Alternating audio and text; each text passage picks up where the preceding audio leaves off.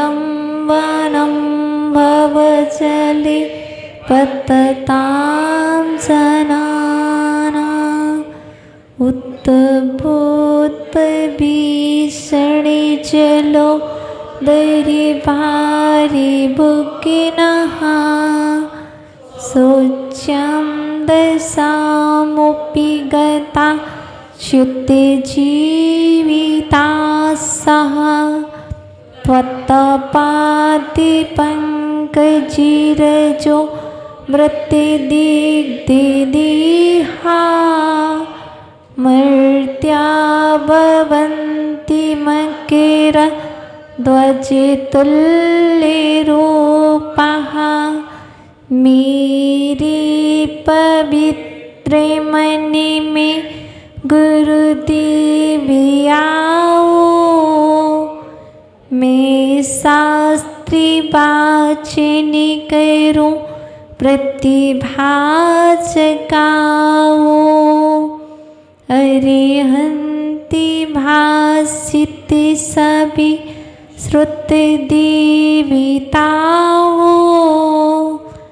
क्या बोली ना अभी मुझे तुम ही बताओ तुम ही बताओ। बोलिए परम श्रद्धे अनंतानंत सिद्धि परमेष्टि भगवान की देवाधिदेविक मंदिर के मूल नायक अंतिम तीर्थेश वर्तमान सत्संग श्री महावीर स्वामी की देवाधिदेविक चरण समाश्रण में विराजमान आदि ब्रह्मादिनादि भगवान की परम पूजनीय आचार्य भगवान श्री मानतंग स्वामी जी महामुनि राज की परम पूजनीय आचार्य भगवान श्री कुंद कुंद स्वामी जी महामुनि राज की प्रातः स्मरणीय सारस्वत कवि नई चक्रवर्ती एवं शिक्षा दीक्षा दाता मम आराध्य देवाचार्य भगवान श्री विभो सागर जी गुरुदेव की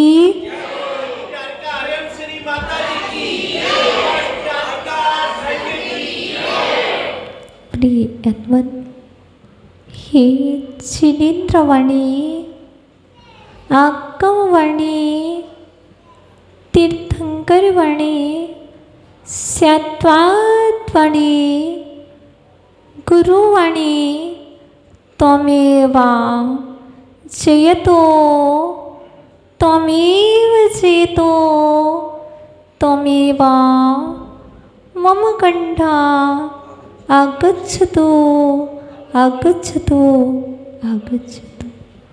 प्रिय आत्मन वक्ताम्बर स्त्रोत की पावन मंदाग्नि में आप गाहन करते करते बहुत समय व्यतीत हो गया है।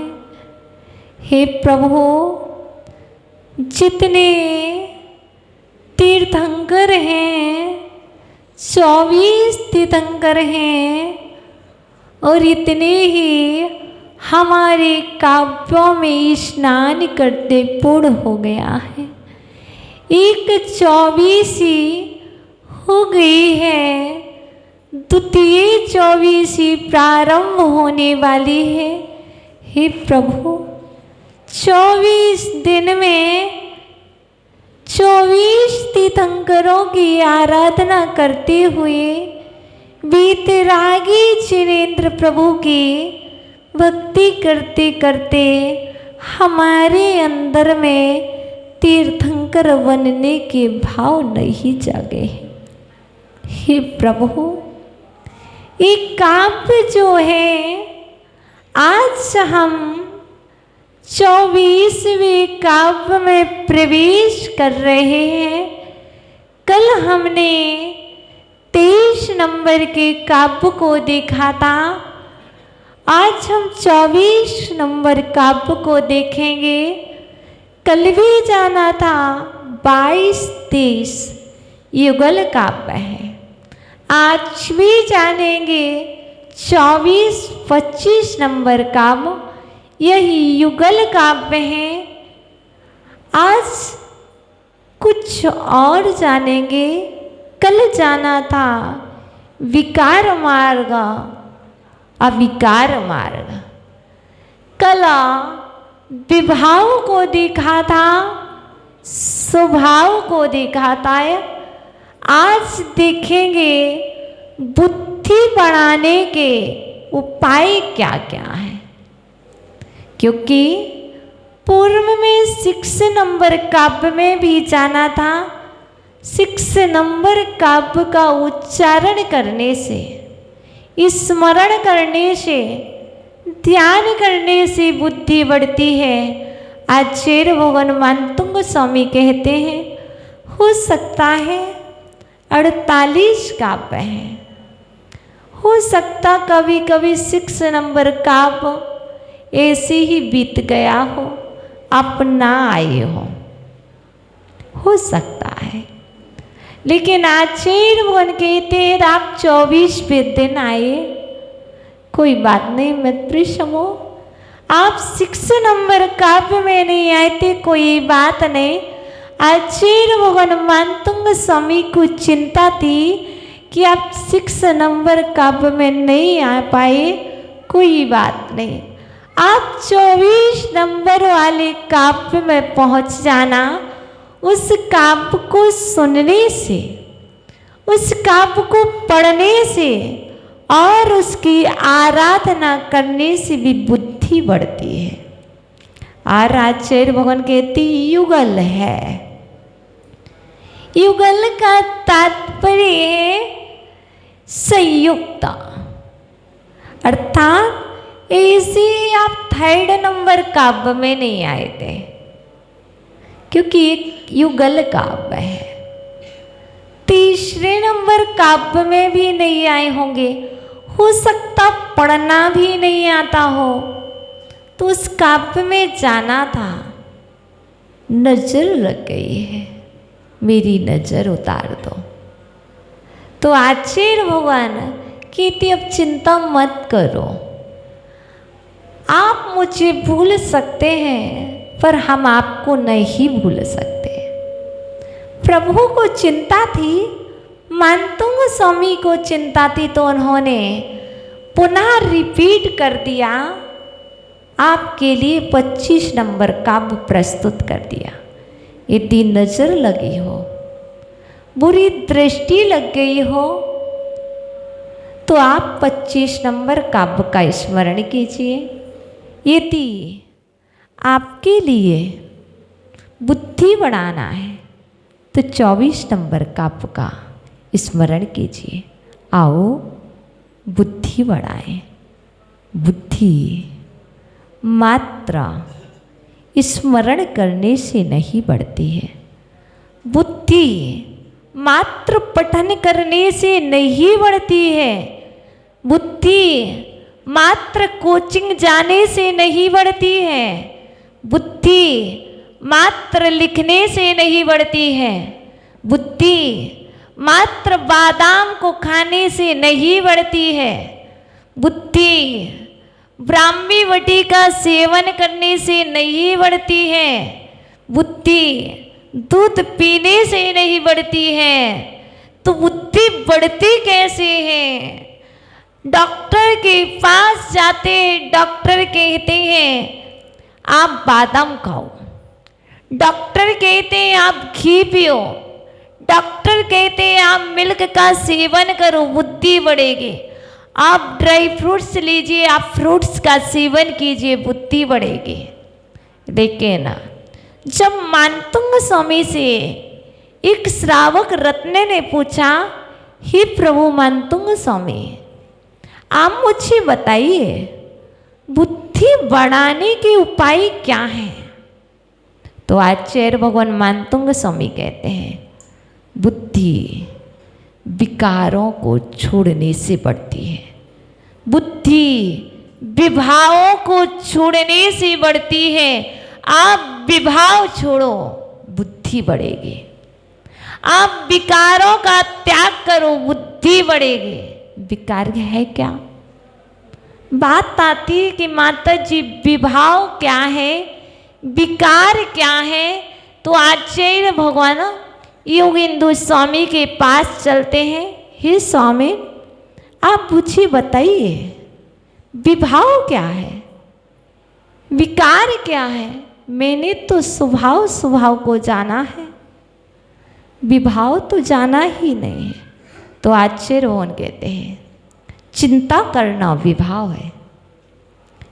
आचार्य भगवान योगेंद्र देव ज्ञानांकुश ग्रंथराज में बुद्धि बढ़ाने का मंत्र दे रहे हैं।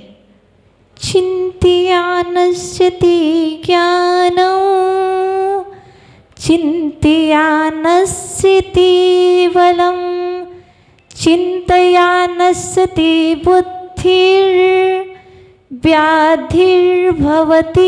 चिंतया, व्याधिर्भवति चिंतया। यहाँ पर आचार्य भगवान योगेंद्र स्वामी बता रहे हैं, चिंता करना विभाव है। यदि विभाव में जीवन व्यतीत करोगे तो क्या हानि हो सकती है? बुद्धि आपके पास है, बुद्धि आपके पास थी, है, रहेगी। आप चाहो तो प्रकट कर लो, चिंता को छोड़ो।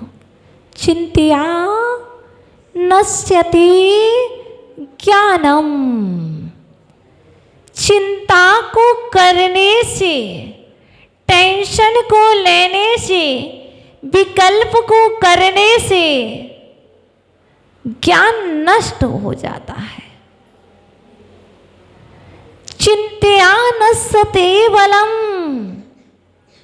और चिंता को करने से बल नष्ट हो जाता है, शक्ति, सामर्थ्य, आपका जो ओज, आपका तेज, आपका बल, आपका वीर, सब कुछ नष्ट होगा। मात्र आप चिंता करो, आपका ज्ञान नष्ट होगा। कीजिए चिंता, ज्ञान नष्ट करना है ना, हाँ कीजिए चिंता। ज्ञान बढ़ाना है तो चिंतन करो, ज्ञान बढ़ाना तो चिंतन करो, और ज्ञान को नष्ट करना तो चिंता करो, शक्ति को नष्ट करना तो चिंता करो।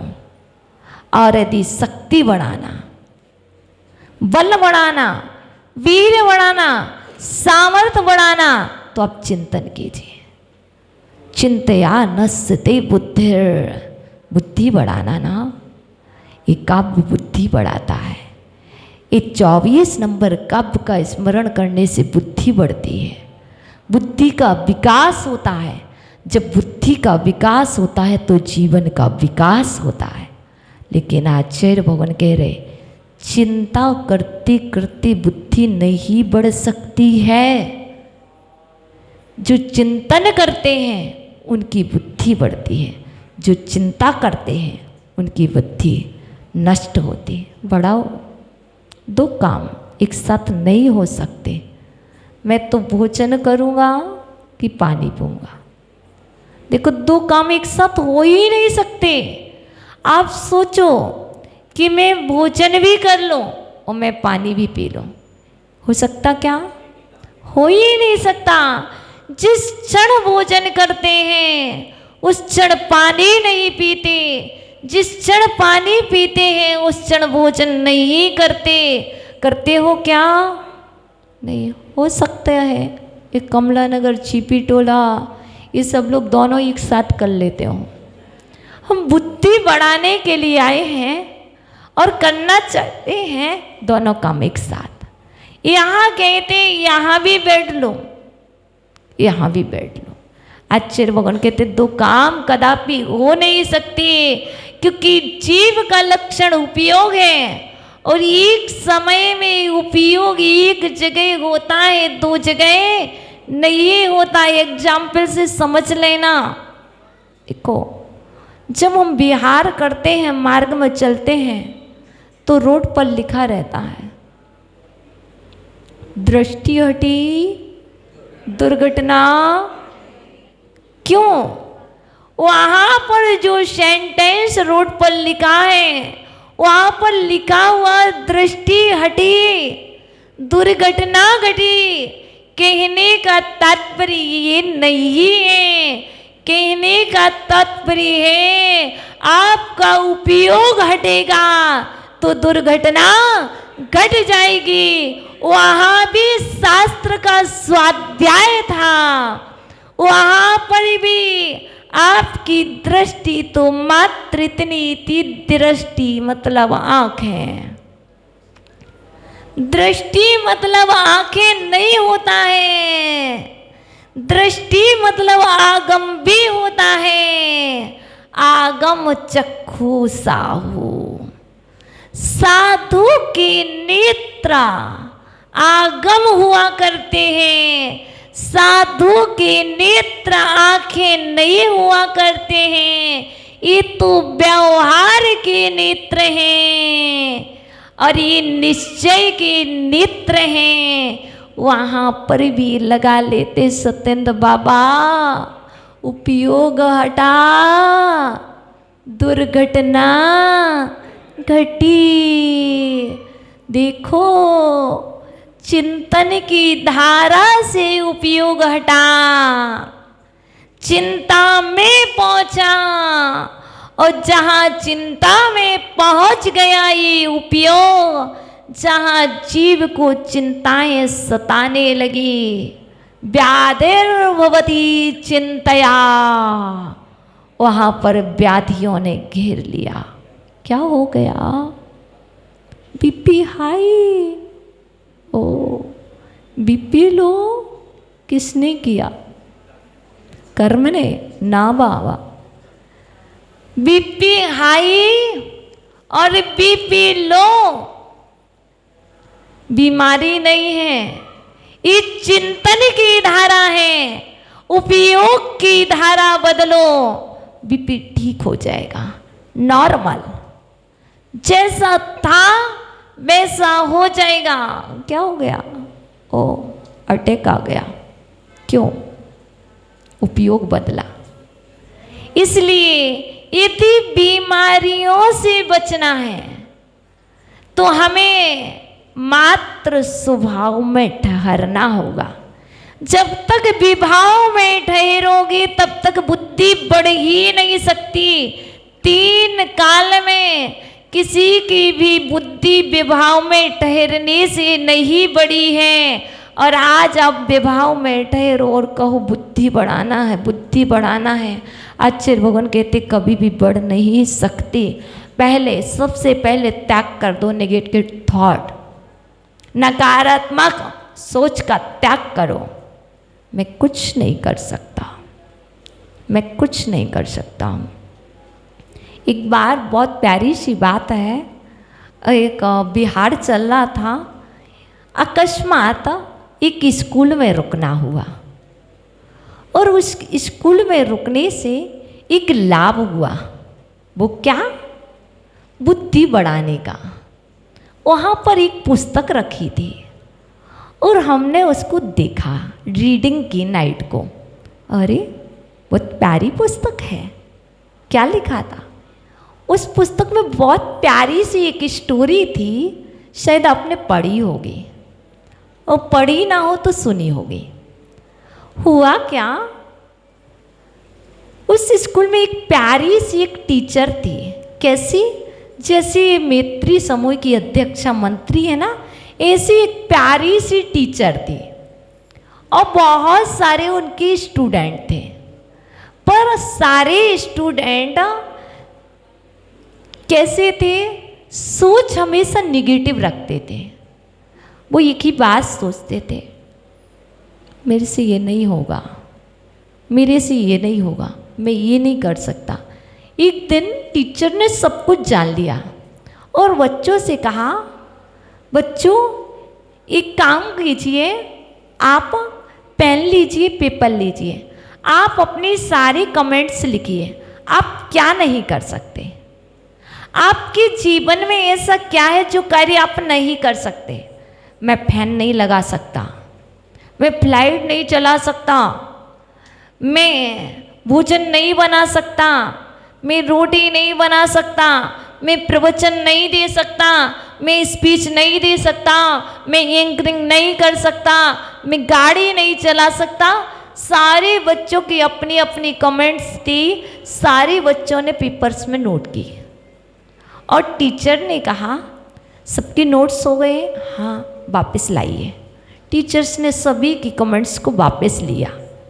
क्या किया याद है? सुनी है क्या स्टोरी? नहीं सुनी।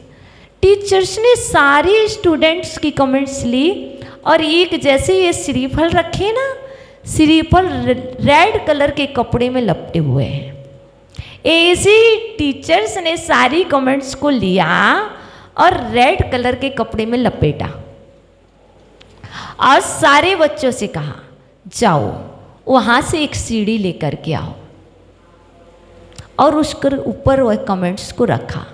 चलो आज क्या है? आज 15 अगस्त है। लोग क्या कहते हैं? आज 15 अगस्त है, लेकिन आज क्या 7 अगस्त है, अभी 8 दिन शेष हैं। और टीचर ने क्या कहा, सभी लोग पकड़िए इसको। सीढ़ी पकड़ी और निकाला कहाँ पर जुलूस? अपने स्कूल के प्लेग्राउंड में एक बहुत अच्छा गड्ढा भी बना लिया था और मैं कुछ नहीं कर सकता हूँ। टीचर्स ने उसको दफना दिया और वहाँ पर एक सुंदर सी एक बेदी बनाई, उस बेदी पर लिख दिया था 7/8/2022 को मैं कुछ नहीं कर सकता हूँ। वह दफनाया गया, वह मर चुका है, उसकी डेट यह है। अब जो कुछ भी बचा, मैं सब कुछ कर सकता हूँ, मैं सब कुछ कर सकता हूँ, मैं सब कुछ कर सकता हूँ। और जीवन में जब तक मेरे अंदर में ये फीलिंग्स रहेगी मैं कुछ नहीं कर सकता, तब तक आप सच में आप कुछ कर ही नहीं सकते। मैं गधा हूँ, मैं गधा हूँ, मैं गधा हूँ, मैं मूर्ख हूँ, मैं मूर्ख हूँ। हो तुमने ही कहा, स्वीकार आपने किया, किसी दूसरे ने नहीं कहा। गाधा, गधा जानते हो? ओहो, बैशाखी नंदन। दूसरा नाम क्या है गधा का? बैशाखी नंदन। अर्थात गा मतलब गलत, धा मतलब धारणा। जो गलत धारणाओं में जीता है वो गधा है, सब गधे नहीं है, सभी की मान्यताएं गलत नहीं है। जो उस प्रकार की धारणाओं में जी रहा है वह गधा है, जो वैसी धारणाओं में नहीं जी रहा वह गधा नहीं, वह तो धीमान है। धीमान बनना है, श्रीमान हो, श्रीमती हो, धीमती बनना है, बुद्धिमती बनना है। तो आचार्य भगवान कहते हैं, पहले जो गधा रूपी जो विभाव है, जो नेगेटिव थॉट है, उनको निकालो।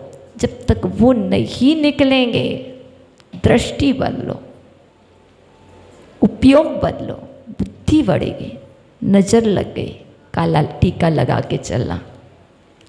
नजर लग गई, काला टीका लगा के चलेंगे, काला धागा बांध के रखेंगे। ओह, आचार्य भगवान कहते हैं कोई भी आवश्यकता नहीं है। यदि आपके पास भक्तामर स्त्रोत का 24 नंबर 25 नंबर काप का रक्षा कवच है। ये युगल काप का रक्षा कवच है, क्योंकि आज हम युगल काप को देख रहे हैं। 24-25 नजर लगी है। मेरी बुद्धि को पता नहीं क्या हो गया है, किसकी नजर लग गई है। पहले तो मैं बहुत इंटेलिजेंट था, पहले तो बहुत अच्छे नंबर आते थे, पता नहीं किसकी काली नजर लग गई है। अक्षर भगवान कहते बिल्कुल चिंता मत करो, तुम्हारी ही नजर तुम्हें लग गई है। मात्र एक काम करो, तुम भक्तामर स्त्रोत के 25 नंबर काप को अपने पास रख लो। पास रख लो मतलब पुस्तक ले लो और पास गोदी में रख लो, काम नहीं होगा। देखो पुस्तक ले ली है, पास में रख ली है, नजर उतर जाएगी?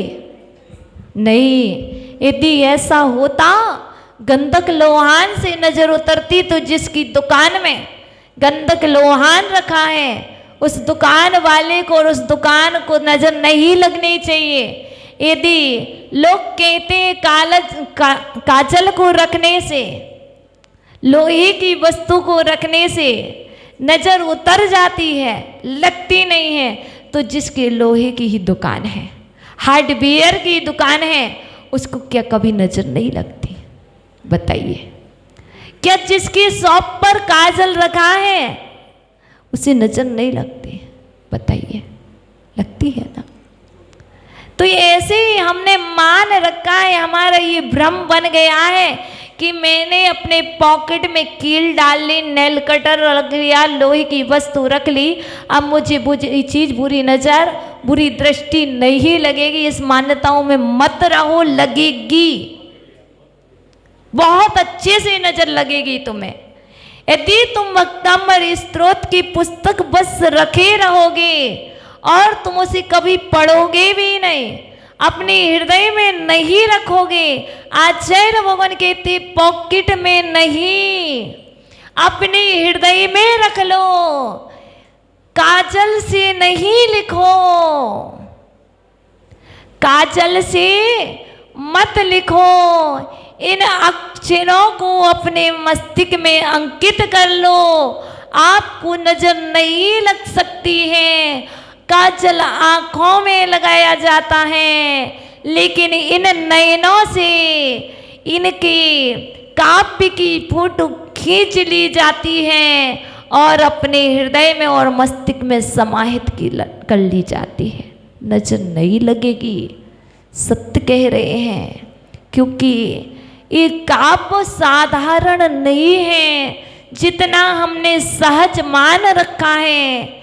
ये साधारण नहीं, कुछ विशेष है, लेकिन उपयोग नहीं करते हैं। क्या करते हो? नजर उतारते हो ना, बत्ती लेते हो, तेल में डुबोते हो, अग्नि लगा देते, जितनी तेज उसमें चिंगारी आएंगी उतनी तेज नजर। ओहो, आचार्य भगवान कहते हैं तुम्हें भी बुरी दृष्टि लगी है, मुझे भी एक बुरी दृष्टि लगी है। मैं सच कह रही हूँ, मुझे बहुत तेज नजर लगी है, पत्थर फूट जाएगा। सच कह रहे हैं। कैसे? किसकी लगी है? बता दो। नजर लगी है, मैं नाम बता रही हूँ, किस किस व्यक्ति की नजर लगी है बताइए। आपको मालूम है? अब वो कह रही अपनी लगी है।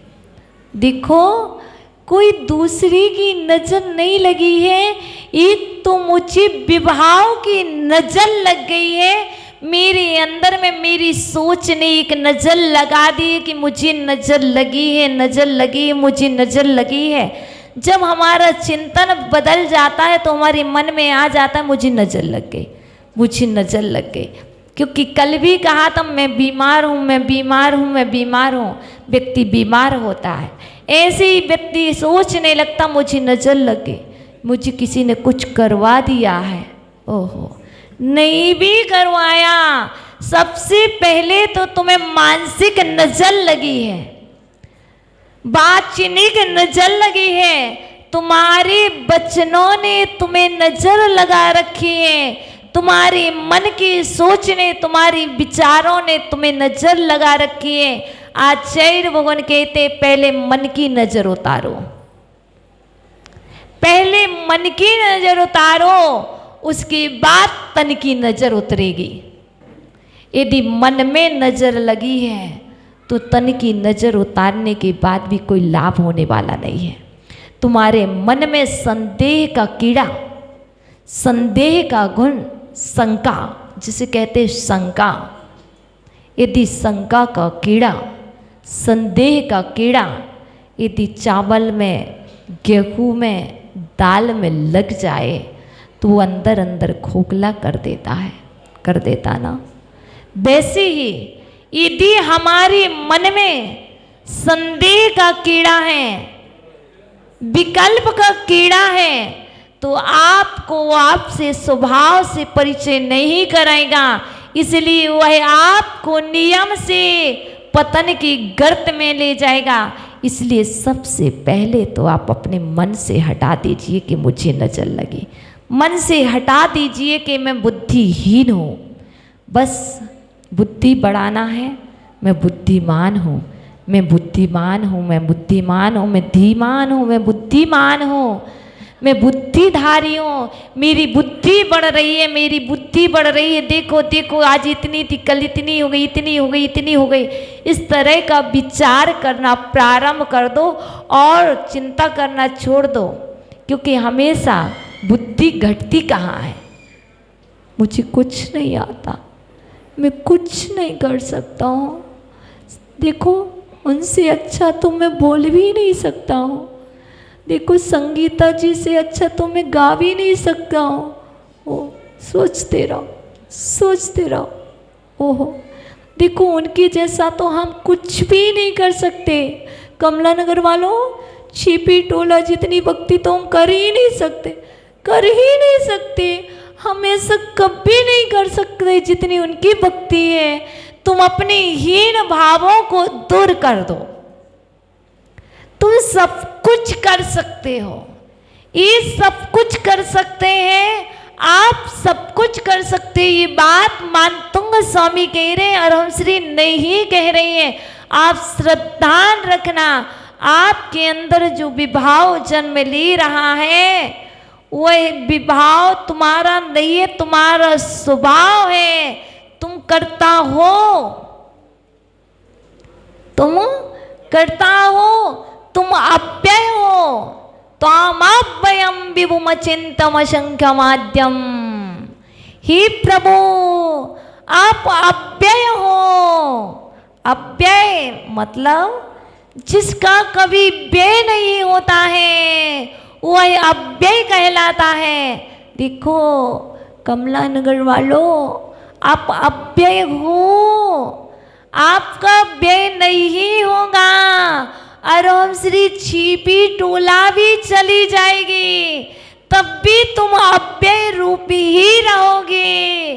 और हम श्री छिपी टोला से कमला नगर आ गई तब भी छिपी टोला वालों का व्यय नहीं हुआ है, वो तो उसी रूप हैं। ऐसे ही जो हमारे प्रभु अव्यय रूप हैं, वैसे ही मेरा जो स्वरूप है, मेरा जो स्वभाव है वह अव्यय है। कौन सा अव्यय? आत्मा अविनाशी है, अजर है, अमर है, इसलिए अव्यय स्वरूप है। विभु, हे प्रभु आपकी स्तुति तो सौधर्मेंद्र ने 1008 नामों से की है, पर प्रभु यहाँ तो मानतुंग स्वामी 7-8 नामों से कर रहे हैं। हे प्रभु आपके गुण तो अनंत हैं और अनंत गुणधारी की स्तुति एक नाम से हो सकती है क्या? नहीं हो सकती है। इसलिए विभु देखो तीनों लोकों को जानते हैं, इसलिए विभु है। देखो एक जैन दर्शन में आचार्य भगवान उमा स्वामी जी महाराज ने बहुत प्यारी बात कही है। वो ये कही है, एक रसायन सूत्र दिया है। मात्र साइंस देता है जो सूत्र, वह रसायन सूत्र आचार्य भगवान उमा स्वामी जी महाराज ने दिया। आपको मालूम है? उत्पाद व्यय द्रव्य युक्तम सत। सत मतलब मौजूद, अस्तित्व। आपका अस्तित्व आज है, कल था, परसों रहेगा। आप ये श्रद्धान कीजिए, क्योंकि आप अव्यय हो। कल था, आज है, परसों रहेगा, परसों था, कल है, आज भी रहेगा। अब बिल्कुल चिंता नहीं कीजिए, क्योंकि उत्पाद कौन सी पर्याय से आए हो? मनुष्य पर्याय का उत्पाद हुआ। जिस पर्याय से आए हो सकता नरक हो, त्रियंश हो, दिव्य पर्याय, 4 ही पर्यायों में से कोई ना कोई में से आए हो। मनुष्य पर्याय में आए हो, उत्पाद हो गया। अब जिसको छोड़ा है उसका व्यय हो गया। और आत्मा में स्थिर हो, स्वभाव में स्थिर हो, वो द्रव्य। आत्मा तो जो है वो रहेगी, द्रव्य है, सदा थी, सदा है, सदा रहेगी, वो द्रव्य है। तो आचार्य भगवान कहते, ये वक्तम्बर स्त्रोत के 24 काव्य में जो था वो है, वो रहेगा। लेकिन मैं पढ़ करके अपने जीवन में परिवर्तन कर लूँगा, इसलिए मैं पढ़ रहा हूँ और पढ़ करके जीवन में उतार रहा हूँ। क्योंकि मात्र पढ़ते तो अनादि से आ रहे हैं। मुकेश जी ने कहा था 50 साल हो गए पढ़ते पढ़ते। बिल्कुल सत्य है, मुझे भी 20 साल हो गए पढ़ते पढ़ते। मुझे भी पढ़ते पढ़ते 20 साल हो गए, लेकिन पढ़ा ही है, उसको जीवन में उतारा नहीं है। जब तक उतारेंगे नहीं, तब तक ऐसे ही चलता रहेगा। इसलिए हे प्रभु, तामव्ययम विभो मचिंता मशंखमाद्यम। हे प्रभु, आप अचिंत हैं, आपकी ज्ञान अचिंत है, मात्र शब्दों में सीमित नहीं। कौन मनुष्य हो सकता है जो आपका गुणगान करे? असंख्य हैं। आप संख्या की अपेक्षा एक हैं और गुणों की अपेक्षा आप असंख्य हैं। आपके गुणों को हम नहीं गिन सकते हैं। आपके अंदर कौन कौन से गुण हैं? आपके अंदर सम्यक दर्शन है, आपके अंदर सम्यक ज्ञान है, आपके अंदर सम्यक चारित्र है, आपके अंदर सम्यक तप है, आपके अंदर सम्यक धर्म है, आपके अंदर सम्यक क्षमा है, आपके अंदर मार्दव है, आर्जव है, सत्य है, शौच है, संयम है, उत्कृष्ट ब्रह्मचर्य है। आपके अंदर 12 भावनाएं हैं, आपके अंदर 12 तप हैं। आपके अंदर हम क्या क्या देखें भगवान? आपके अंदर असंख्य गुण हैं, संख्या से परे हैं। इसलिए हे प्रभु, आप असंख्य हैं। हे प्रभु, आप एक हैं, क्योंकि आप जैसा विश्व में कोई नहीं। आप सर्वव्यापी हैं, इसलिए आप जैसा कोई दूसरा नहीं है प्रभु। इसलिए आप विदित योग हैं। सर्वव्यापी होने से आप विदित योगी हैं। हे प्रभु, आप अनेक हो, एक होने पर भी आप अनेक हो, क्योंकि आप सभी के हृदय में वास करते हो प्रभु। आप सभी, चाहे मनुजेंद्र हो चाहे देवेंद्र हो, सभी के हृदय में आप निवास करते हो। इसलिए आप अनेक हो, आप एक आदि पुरुष नहीं। हे प्रभु, आप आदि हो, आप ब्रह्मा हो। हे प्रभु, आप 24 तीर्थंकरों में प्रथम तीर्थंकर हैं। इसलिए आप आदि हैं।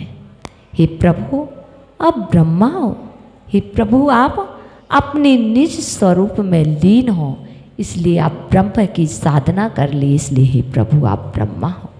आप जैसा इस विश्व में, इस जगत में कोई दूसरा नहीं है। हे प्रभु आपके नामों का स्मरण करने से, आपको एक कहने से, आपको अनेक कहने से, आपको अव्यय कहने से, आपको अचिंत कहने से हमारी तो कर्म की निर्जरा होती है, सो हम कह लेते हैं और आपका कुछ भी तो नहीं घटता। हमारा क्या जाता है, हमारा क्या जाता है, कुछ भी नहीं जाता।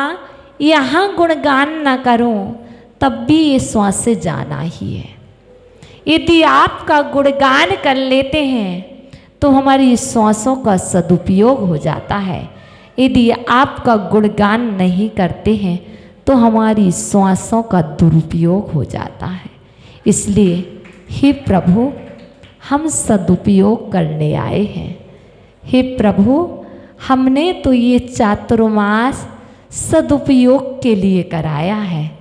हमने तो द्रव्य का उपयोग दुरुपयोग के लिए नहीं, सदुपयोग के लिए किया है। कितने आ रहे हैं, मुझे इससे प्रयोजन नहीं है, मुझे तो इससे प्रयोजन है मैं कितना आ रहा हूँ।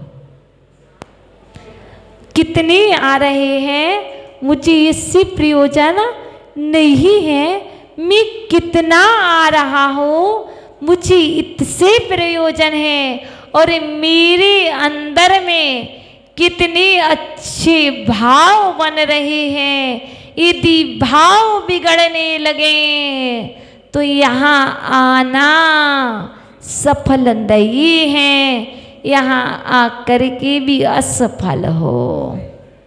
मैं पास हो गया हूँ। क्या हो गया? मैं पास हो गया हूँ। कौन सी रैंक लगी? First rank. वाह, मात्र फर्स्ट रैंक आना, क्लास में उत्तीर्ण हो जाने का नाम उत्तीर्णता नहीं है। एग्जाम में पास बहुत हो जाते हैं, लेकिन यदि कथनचित सेकंड रैंक लग जाए, थर्ड लग जाए तो बताओ क्या होगा? देखो इतना ही विचार करना।